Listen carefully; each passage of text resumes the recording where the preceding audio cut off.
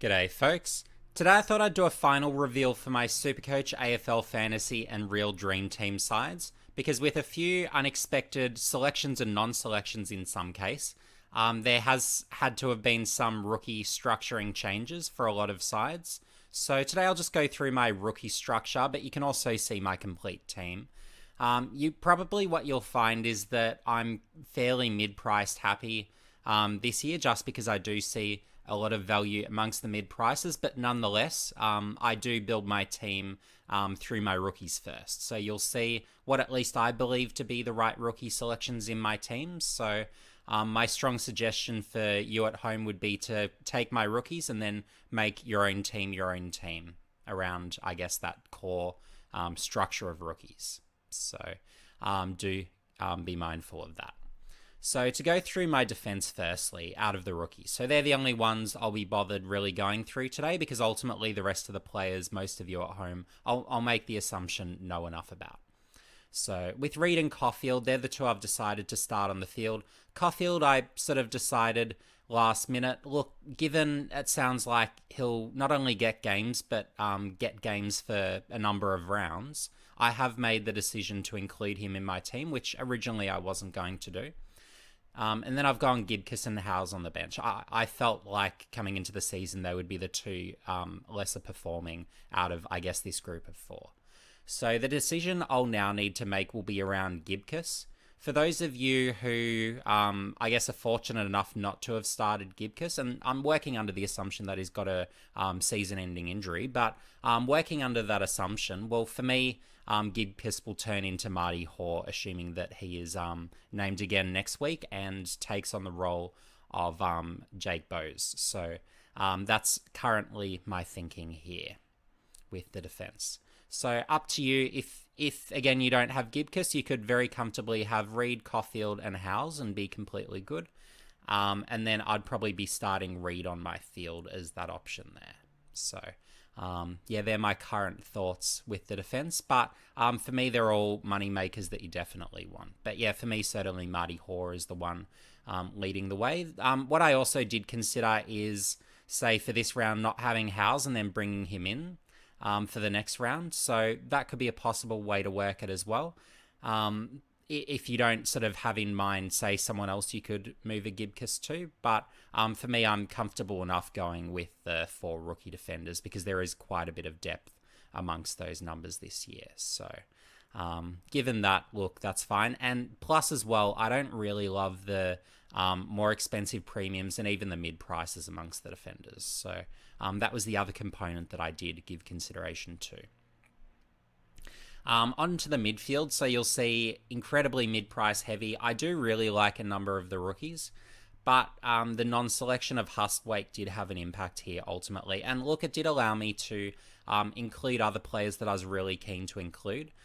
Berry, given he was included in the midfield, I was very keen to list, because he has had that previous scoring success, and he's ultimately a really high volume tackler, pressure acts guy, and wins a good proportion contested. So given that, I think he will be, he'll play quite a portion through the midfield, and it should be really a split role between midfield and forwards. So he's one I really wanted. And I'll even talk about Bonner, where I think he'll score really well and be well suited to the style for the Saints.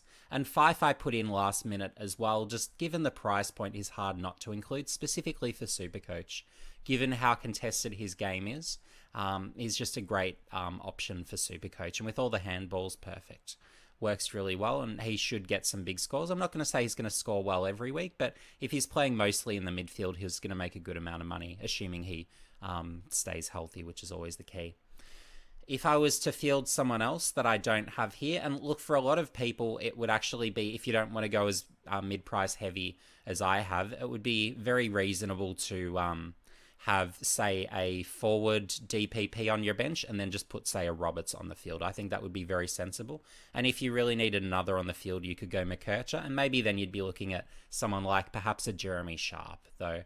For the purposes of my team, I haven't included him because I'm not completely sold on him holding his spot for Fremantle. So we'll have to see how things go there. But for me, I'm very comfortable with this particular structure.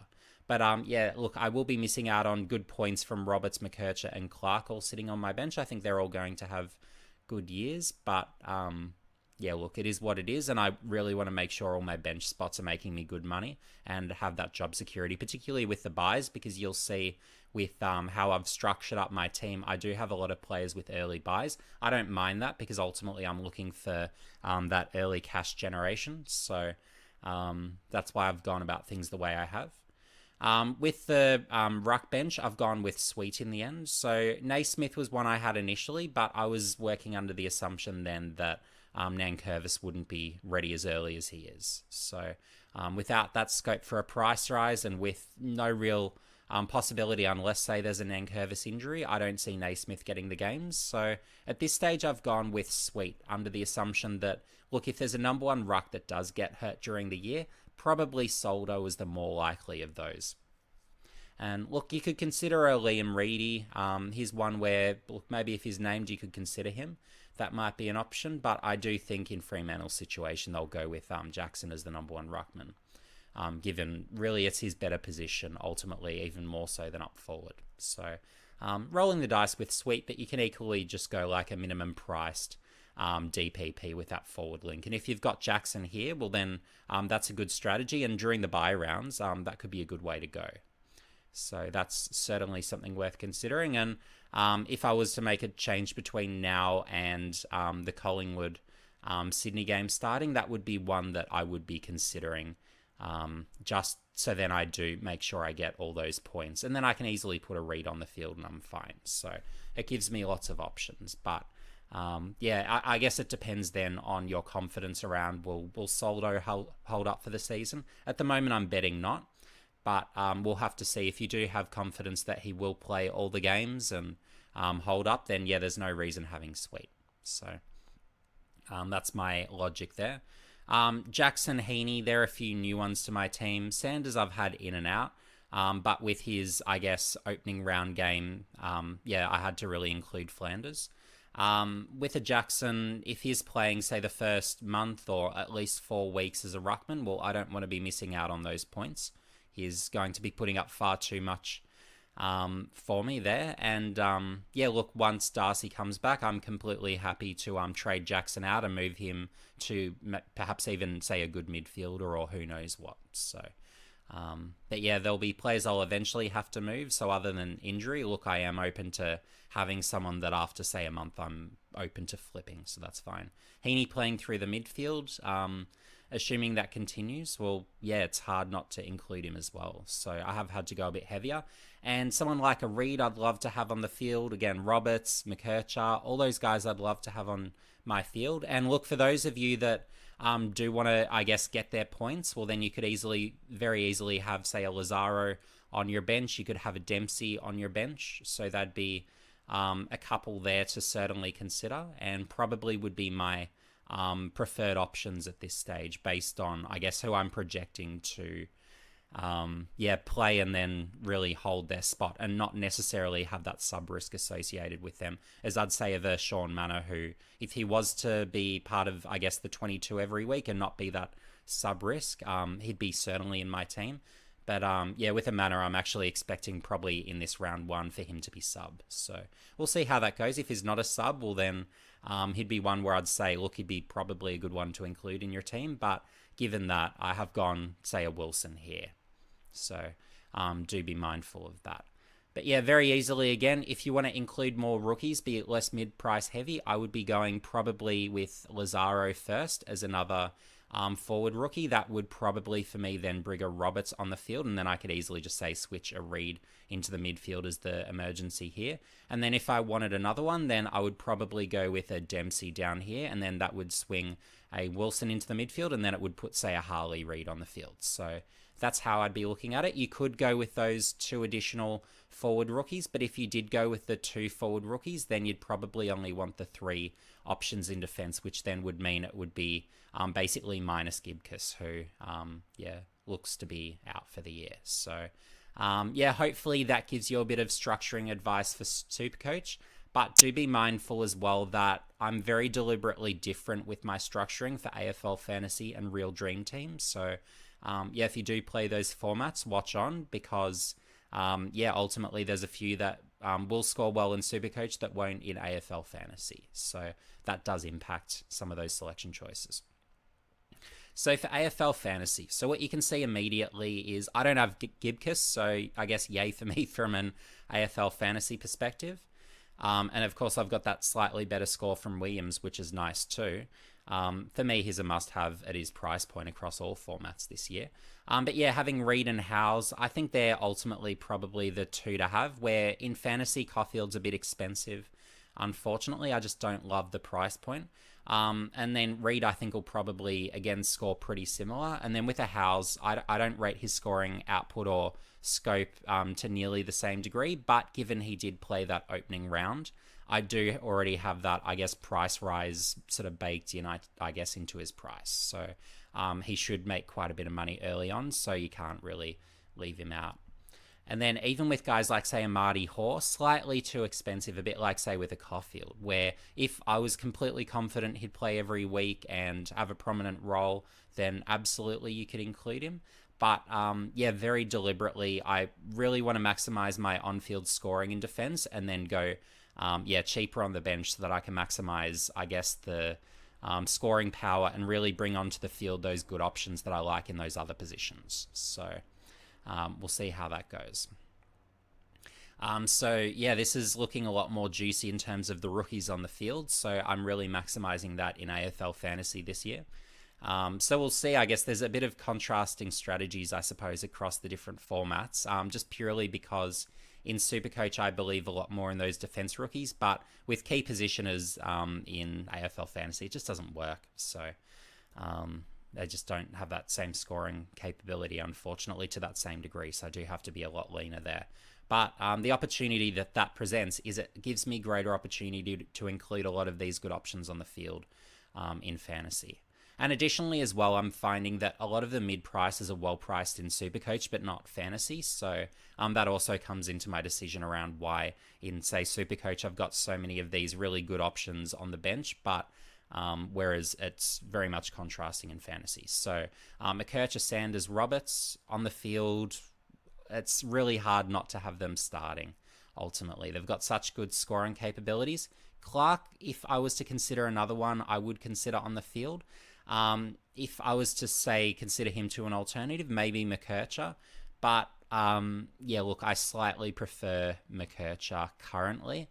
But that could well change if, say, Clark at 10s, let's call it 80% CBAs. Well, then maybe that equation changes and maybe he could come onto the field for McKercher. So that's the only, I guess, part to consider there.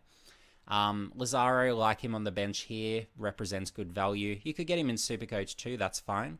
But yeah, given, I guess, again, how I've structured up in defense, it means that I'm getting a few more cheapies in fantasy, which really I don't mind. I quite like going about things this way. Reedy I've got on my bench for now. It's just a case of, given the price point, he's a good option there, but you can easily bring in, say, a Harry Barnett as your sort of ruck forward link, and that's a good option too. But given I don't have that sort of, I guess, ruck forward option here within my forwards, look, I don't really need it on my bench at this stage. So, maybe I come to regret that. Maybe I waste a trade on bringing in that DPP link later, and it's optional for you to have that in your team. But, for me, I'm just not bothered by that too much. Personally for fantasy, because the odds are I'm probably in my front half more going for those midfield types or those types that might play behind the ball versus those forwards that may play some ruck minutes this year. So given that, I'm not at all bothered. I'm really looking for that, I guess, minimum priced, highest probability of playing, which potentially is Reedy, given you've got, I guess, the durability issues to the likes of Darcy for Fremantle. And Jackson, look, if they decide they want to keep him forward for some specific structural reason, well, then, maybe a Reedy comes in. But I'm still not necessarily liking that probability. So just to put all those thoughts out there. Forward rookies. So Sexton is rookie-ish priced on the expensive side. But look, if he's taking kickouts, playing a primary rebounding role, it's hard not to include him in the team. I think compared to, let's say, a Caulfield or a Hoare in defense, I think Sexton probably if he continues his current role, scores better. So that's why he was hard not to include in my team despite the elevated price point.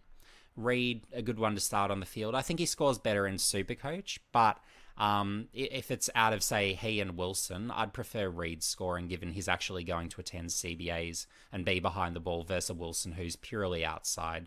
You won't see him attending any CBAs this year, I can't imagine. It's just you've got a wing half-forward role for him. Dempsey, really like on the bench, good option. Again, I have him slightly behind a Lazaro if for some reason you can't fit all these rookies into your team or structurally that doesn't work. And then Seth Campbell, I basically included because, look, he played that opening round, had that really good score. So having that sort of, I guess, baked into his break even though I don't necessarily rate his ongoing scoring potential, I thought, look, for this sort of, I guess, utility spot, if you want to call that, I'll just have him for that short-term cash generation. And probably of the rookies, he'll be the first one I move for, say, another rookie that I think will have good scope to increase in price. So, yeah, that's currently how I've got my rookies structured. And to be perfectly honest with you, for fantasy, I would structure it exactly as I have. For Supercoach, I'd say there's a little bit more flexibility depending on if you want the 3 or 4 defense rookies, which might change a few things around the field. But for fantasy, yeah, look, I don't really think there's another structure that will be nearly as competitive as this.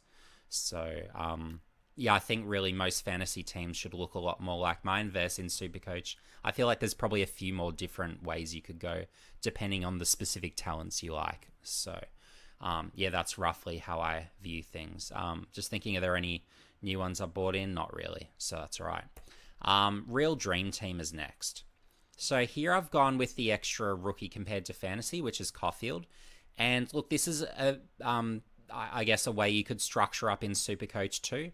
Again, very fortunate I didn't go Gibcus, but again, he doesn't have that sort of, I guess, scoring scope for fantasy formats. So that's why I went with Reed firstly, I think will score higher, and then Howes, I guess, with that good opening score round. I thought, look, I'll have him in, particularly with that, I guess, early extra game in to give him that potential earlier price rise and pretty strong price rise at that.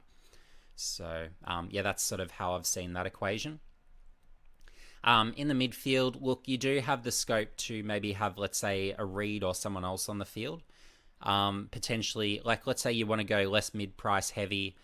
Let's say you don't rate someone like Reed, which not everyone necessarily will. Well, you can very easily just go with another bench option here. So I would probably, if I was to say not like Berry, I'd probably go, okay, Wilson over here is one of the bench spots, Reed on the field. And then I'd probably go with Dempsey down here as that sort of extra forward rookie, which is completely fine. A Lazaro can be that emergency, or I could simply keep Wilson here, Lazaro here. McKercher would then become the emergency. So you've got those types of options there with how you can structure it. But let's say of these bench options, I'd say Reed probably scores the most, probably then McKercher, probably then Clark, Wilson, Lazaro, and then a Dempsey in that order. So if that helps you out at home. But Sexton, again, a must start on the field, absolute must start. And yeah, look, if you really wanted to go super rookie heavy, you don't like mid prices, maybe you've got both Reed and McKercher as extra rookies starting on the field. That is entirely possible and up to you at home.